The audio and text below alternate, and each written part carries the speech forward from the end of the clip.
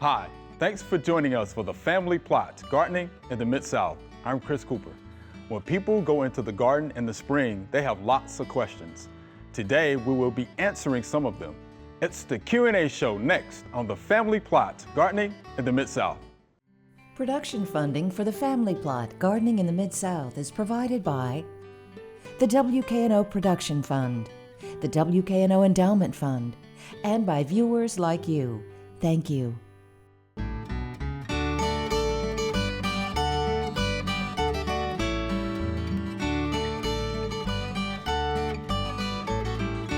Welcome to the Family Plot. I'm Chris Cooper. It's spring and a lot of people are thinking about gardening. Whether they have a problem with fruit, soil issues, or a tough weed they want to get rid of, they want to be successful. We want to help, so today we are exclusively going to show you the answers to viewer questions. First up, a question about a weed. How do I get rid of horsetail fern in my perennial beds? And this is Teresa, so what do you think about that one, Kyle? That's gonna be tough, right? Another, being diligent. You know, if you dig out the plant, especially during the summer when it's, and there's no foliage for it, there's no way to feed the root system. But again, it's tough to get rid of. Well, I want to applaud her for saying horsetail fern, because most people call it a horsetail weed, and it's actually more closely related to a fern than anything because it reproduces by spores. Yeah. But that is good. The equisetum we have here is the horsetail reed, and it's scouring rush. Pioneers used to use it as silica gel in it. They used to use it to clean out pots and such. But it is a tricky thing to get rid of. I know when I lived in the Pacific Northwest, we had one that had whorls around it that would come out. It wasn't just the bamboo-like canes. Right. And if I'm not mistaken, we would use a product, I'm not sure what the active ingredient was, but it was crossbow. Yeah, triclopyr, you can use 2,4-D. Dicamba, it's a mixture. Yeah, so you have to read and follow the label on that. But my whole thing is got to be persistent. Yeah. Cut, mow. You know, it's pretty much what you're gonna have to do. You may have to add a combination of that with using an herbicide to deplete the reserves. It doesn't like it dry either, though. It doesn't like it dry. It likes it that wet, would be right? Yeah. So improve the drainage, maybe. If you improve the drainage or keep it dry, it probably would help too. Yeah. Slow it down anyway. Slow it down. Yeah, a lot of food reserves, you know, in that root system. Can you get rid of privet without using chemicals? And this is Becky. So what do you think about that, Kyle? And we have a little something to show Miss Becky. So if it's small enough, you can just pull it up. Yeah. Make sure you get the roots. Yep. Get the roots. If you cut it back, it's just going to come back even stronger. One of the kind of old school ways is to cut it off low to the ground and put a glass jar, like a mason jar, over it. I think that's interesting. And if you have enough sun, it'll heat up in there and actually kill the plant. And I've seen that used a lot of times. Wow. It's hard to beat pulling though. Yeah, good moist day, moist soil. You want an organic way. Pull it out. Yeah. After a good rain, it's time to get in there and do it. Yeah, good rain. Yeah, and make sure you get all of this though. That's going to be the thing. Look how extensive that root system is. You can dig it out. You can also, they make these weed pullers that are use kind of a fulcrum that attach to the grab hold of the plant, and you pull back. It's easier than trying to pull it by hand, and it'll pull it right out of the ground. Right. It's going to be easy to do when it's this size. Yeah, but if it's bigger than that, yeah, it's going to be some work. Yeah. When is the best time of year to cut off large tree limbs so the bark heals over quickly? So what do you think about that one, Dale?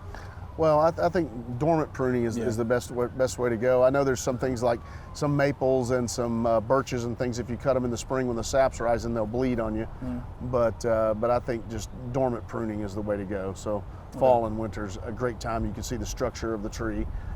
It's a little bit harder to discern what's alive and what's dead, but a good arborist can do that. Yep. Do you want to add to that, Kyle? I'll just make sure the pruning's done right at the branch bark collar, and you know you're coming back when you're cutting it and not leaving a stub, and so that it'll heal correctly. Okay. Yeah, and I do want to add, so if you do it in the wintertime when it's dormant, may not have to worry so much about insect and disease infestation. Yeah, good point. So, you know, that's something I would consider as well.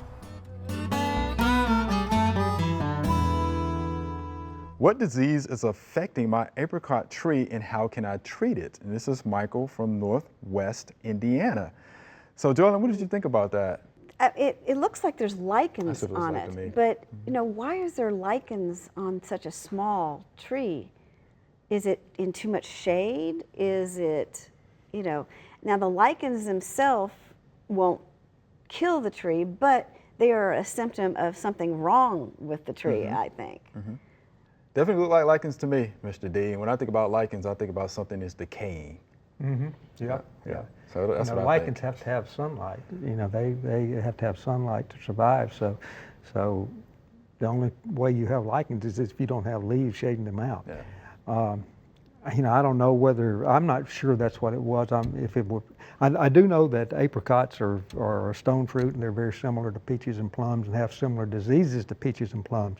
There is a white peach scale that might have been, the picture was not very clear. And if that's the case, you need to go with some of the oils, but it's very serious. The white peach scale, if it gets around the trunk of a plant, it will kill the plant. It will effectively girdle it. So it's not just your typical scale insect. It's a killer.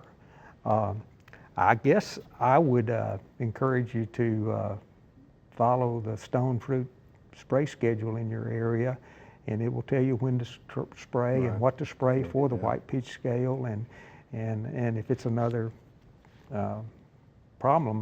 But I don't know, if it's lichens, I would be looking at do you have a soil problem? Yeah. Is your Proper nutrition. pH off? Is you know, do you have you know, you may have lesser peach tree borer in there that has basically killed that limb, and the lichen could be on that. So you know, I don't know. Yeah. So there you have it, Michael. Yeah. Be interesting check to see with if it has leaves on it when it comes out this year. Right. Yeah. Definitely check with your local extension office there, and University of Illinois Extension. They may be able to help out with that, and have a spray guide as well. Does neem oil work the same as dormant oil? I would like to use neem oil to prevent boring beetles on Japanese maples. And this is Andy in Wilmington, North Carolina. So what do you think about that question, Dale? Dormant Does it oil, work to the my same? knowledge, is a paraffinic oil. It's a petroleum-based product that it usually smothers out egg casings and things like that of plants. You put it on when it's dormant. You can use it as a lower rate in the summer. But in my mind, neem has other properties that sort of repel, and I believe there's some other things that neem oil uses. I know in India and some other countries they use a lot of neem oil as an insecticide. I know neem oil will burn as well as dormant oil that's good. if you put it on when it's too hot. Right. That's good. Anything you'd like to add to that, Cal? You can get a sun oil that you can use during the summer that's a thinner oil that's not as heavy as the dormant oil that will work. And I think the neem oil also has a fungicidal aspect to it as well. But for boring beetles, I think you need to use something a little bit stronger to control that. Yeah, for boring beetles, you'll probably have to use a systemic. You know, that's what I think, or maybe bifenthrin or permethrin or something like that. We don't follow the label. There's Astro, I think, is Yeah. a pyrethrin. Yeah. And Astro is formulated, I think, for boring. Yes. Like I know when I was urban forester for a municipality, we would spray all the trunks of all the oaks that we'd plant with that. Yeah, it is a good product for something like, you know, lesser peach tree borers, Yeah. you know, things like that. The thing about neem oil as a directant, you know, is really the ingredient that you should look for neem oil. So it does have fungicidal properties, but it also is an insect growth regulator. Oh, wow. So it doesn't allow the insect pests to grow. So it's working on multiple levels. Multiple levels. Yeah. So it affects their hormones. Oh, wow. So that's why it's so good. But you know, as far as oil to put, I mean, as far as an insect treatment, dormant oil is probably the most benign of anything you could put down. Put it down. We hit our boxwoods and our azaleas for leaf miner, and so anyway, it's and lacebug. I think it smothers the egg casings, It sure does. and but so it's pretty safe and benign, even though it's not listed as organic. Right. And one last thing I want to add about the oils too: contact activity. So you have to contact the insect pests, you know, with the oils. Right. Right. Short residual for that. But if you read and follow the label, Andy, that will work for you. How can I help my miniature Meer lemon? It's barely surviving. And this is Earl from California. And of course, that's a zone 8 there in California. It is in a pot. And of course, you know, he brings it inside if it's cold. So what do you think about that, Mr. D? First, I can tell you what Meer lemon's like. I know they're very common. We had a lot of them down around the Mobile area when I lived down there. The zone is looks good. He's in that zone 8. He ought to be able to grow a Meyer lemon. They like at least 8 hours of full sun a day. They like a well-drained soil. Don't need to overwater them. The number one cause of yellow leaves and dropping leaves in Meyer lemons is too much water. They need to be pruned when pruning is needed, and insects and diseases need to be controlled, and they need to be protected from the frost, and we see that he does that. The thing that concerns me more than anything is the fact that he's fertilizing them every 3 months. I don't understand. Well, I'd like to know what he's fertilizing with. Yeah, I would too. Unless it's just nitrogen.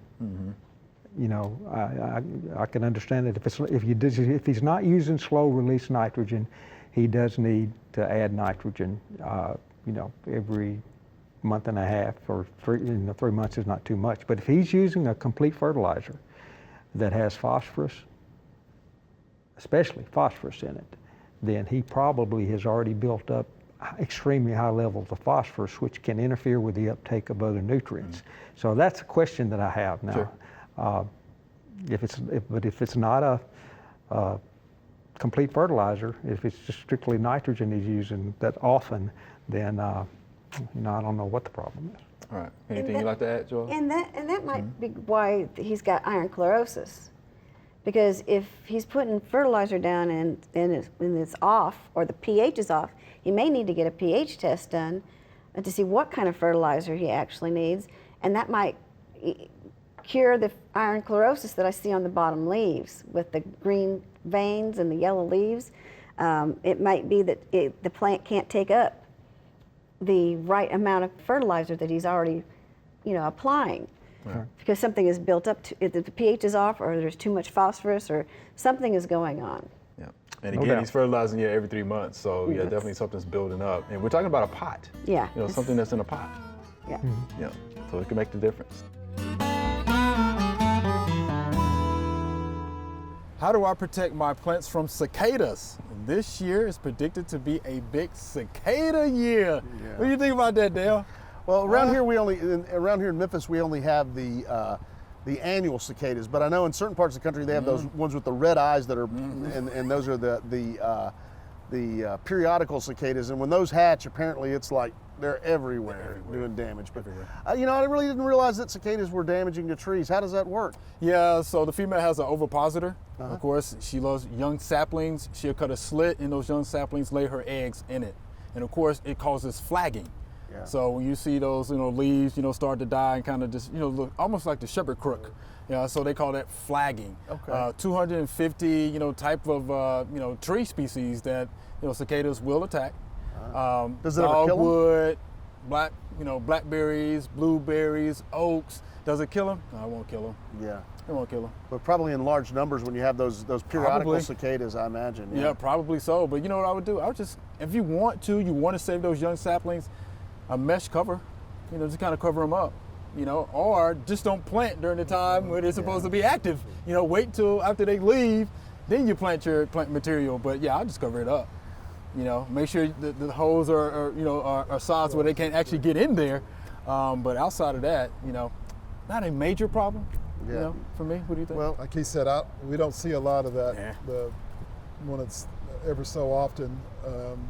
You know, you could buy a flock of turkeys and release them and let them eat all the cicadas up. Yeah. But everything eats tough, cicadas.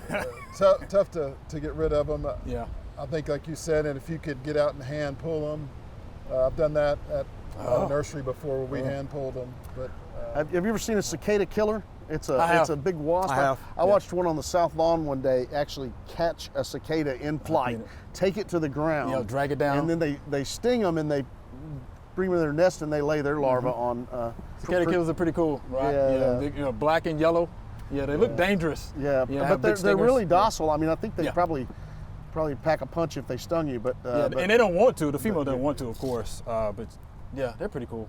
I think it's pretty cool. it's a sound of summer around here. Cicadas, you know. I mean, we're used to them here in the South, right? Yeah, All right. I like them. I like them. Why do my phlox have different colors and heights this year compared to their original characteristics from last year when I planted them? And this is Reby from Dayton, Ohio. So let's go over this, y'all. So the first year, the first plant was tall and white. The second plant was short and medium pink with no eye, right? Well, with an eye.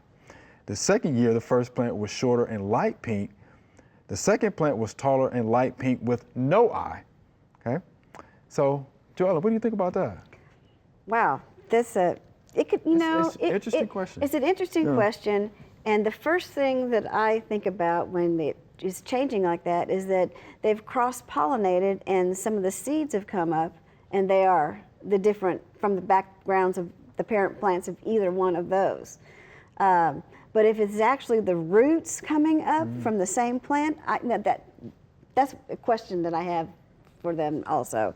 And maybe something happened, and they're coming back as one or the other of where their hybrids came from. I don't know. I don't think perennials are supposed to do that, but they can, I guess. And it could be the soil pH is off, and the environment that it's in, that it's changing colors because of that. But more likely, I would think it's the seeds crossing, but it could be something else. Right. I definitely thought about pH, changing that. And then I thought about light, something else that came to mind.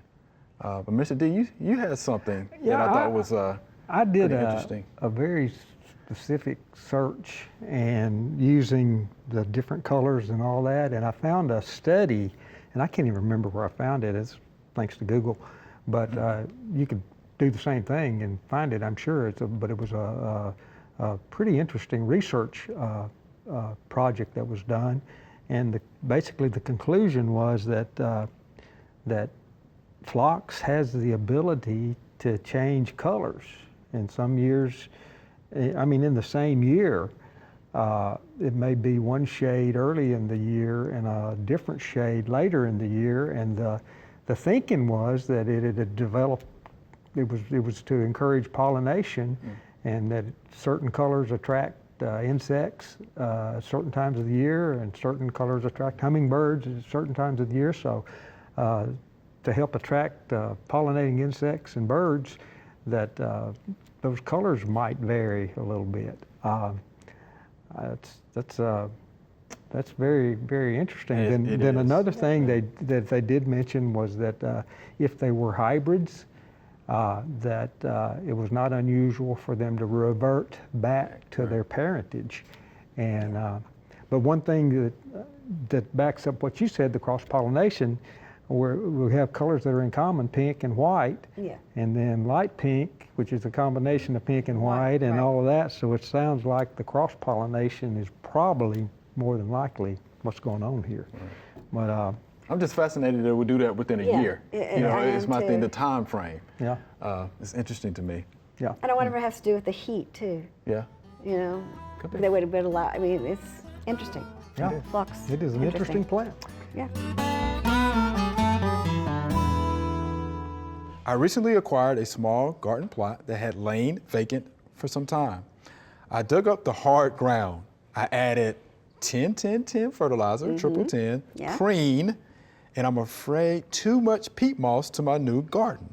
Have I ruined my spring garden? And this is Shirley from Huntsville, Alabama. So, oh wow. Okay, so let's think about this, right? Yeah. Okay, it was vacant. Yeah. She for a while. Fertilizer on it. Put fertilizer on it. Which could activate whatever. Yeah, triple 10. Is in there. Yeah. All right, fertilizer, but preen, and what is preen? Preen is a pre-emergent, so if she was trying to grow seeds, the preen may have prevented them from growing. So that's a concern. Right. For me. It's definitely a concern. And depending on, the which one of the preens that you purchase. Yeah, that's true. Yeah, they have a long residual. Some are 40 days and some are longer than 40 days. Yeah, that's so true. That's on the label. So you have to make sure you read your and follow label. that. And then as far as the peat moss goes, here's the thing about peat moss though. It will make the soil more acidic. True. Right. It has good water holding capacity. Yeah. And it promotes water drainage, but it can plummet the pH. the pH of the soil. And until it decomposes more. Right. Because when it's decomposed, the product of decomposition is more of a neutral. Right. pH of soil, but it's going to take a while for it because peat moss stays in the soil quite a while. For a And while. then the other thing is, did she put too much? Well, how much did she put in? Right. And because really, you're not supposed to amend more than 20% That's of good. what is actually there. Oh, that's good. Okay. Because so you need enough of what's there, and it shouldn't just be all peat moss. Right. Even 50-50 is too much. Because what you're going to do is create a bowl, because it's hard ground. Then you're Yeah. going to create a bowl, and water will stand in it, and then nothing wants to grow in a bowl of water. Right. Right. Yeah, you rot the roots that way. All right. So here we go, Miss Shirley. So Yeah, let's help her hard fix it. ground, you got to dig out. This is what I would have done. Add organic material to the soil. Yeah, well, she Compost, thought she yeah. probably thought she was Yeah. with the peat moss, but Yeah. I think a more decomposed Yeah. Yeah. type of amendment would have been a little bit better. Right, and I wouldn't have worried so much about the triple 10 fertilizer at this point, nor the preen. No, You know, at this neither point, one. get that ground ready, organic material, you know, get the soil tested, you Get know, the just so soil we can test. see, you know, where your nutrients are.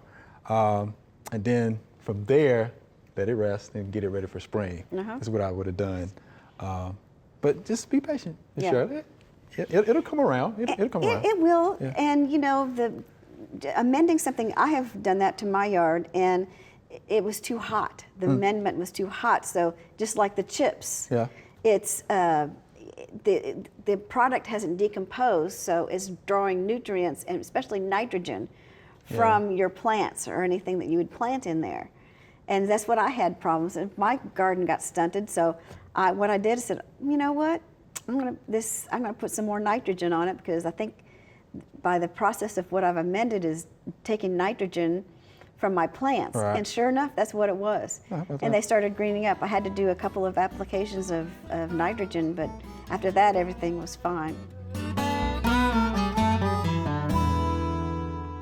What hedge can I use as a barrier that will grow in deep shade? And this is Jean from Worcester, Massachusetts.